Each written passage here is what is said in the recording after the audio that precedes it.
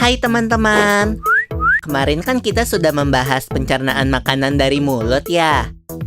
Setelah dari mulut, makanan kita menuju kerongkongan.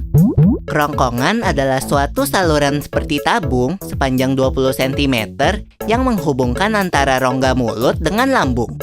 Di dalam kerongkongan terjadi gerakan peristaltik, yaitu gerakan meremas-remas yang dilakukan oleh dinding kerongkongan untuk membuat makanan terdorong masuk ke dalam lambung. Berarti tujuan selanjutnya ke lambung ya, Pipo? Betul, Bol. Lambung adalah bagian dari organ pencernaan manusia yang paling elastis.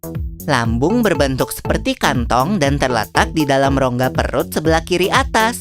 Di dalam lambung, makanan mengalami pencernaan secara mekanis dan kimiawi.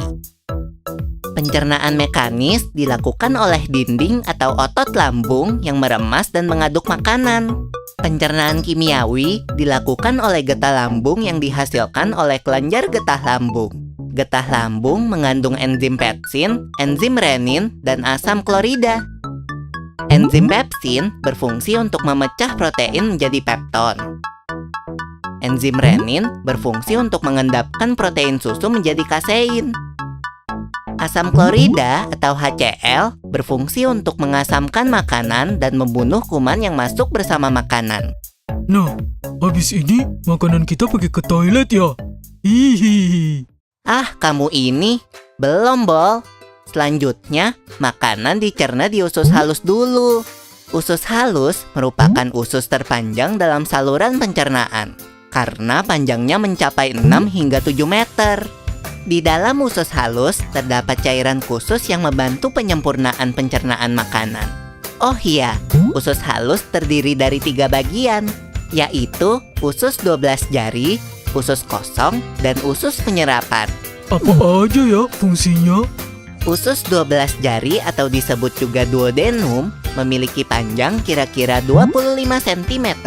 Usus 12 jari mencerna makanan dengan bantuan getah pankreas dan getah empedu. Getah pankreas dihasilkan oleh kelenjar pankreas. Getah pankreas mengandung enzim-enzim berikut. Enzim amilase berfungsi mengubah zat tepung atau amilum menjadi zat gula atau glukosa. Enzim tripsin berfungsi mengubah pepton menjadi asam amino.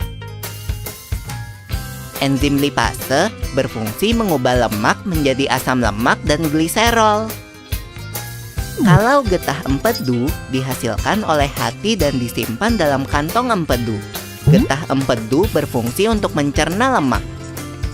Selanjutnya, usus kosong atau jejunum terletak di antara usus 12 jari dan usus penyerapan. Usus kosong memiliki panjang sekitar 2,5 meter dan berfungsi untuk mencerna makanan dari usus 12 jari. Terakhir adalah usus penyerapan yang merupakan tempat penyerapan sari-sari makanan. Di seluruh permukaan dindingnya terdapat ujung-ujung pembuluh darah yang menyerap sari-sari makanan. Kemudian, sari makanan diedarkan melalui aliran darah ke seluruh bagian tubuh. Jadi makanan yang kita makan kembali lagi ke dalam tubuh kita ya?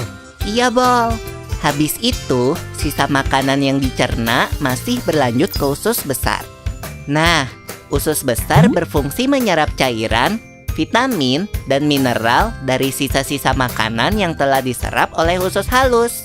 Pada usus besar, terdapat bakteri yang berguna untuk tubuh bernama E. coli yang berfungsi untuk membantu proses pembusukan sisa makanan.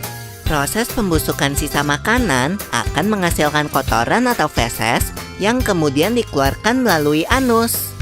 Oh gitu. Nah, gimana dengan mulus?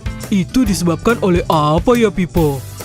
Organ terakhir yang bernama rektum adalah ujung muara dari usus besar yang berfungsi sebagai tempat penyimpanan feses sementara. Ketika rektum terisi penuh dengan feses, maka saraf akan mengirimkan respon kotak yang menimbulkan rasa ingin buang air besar.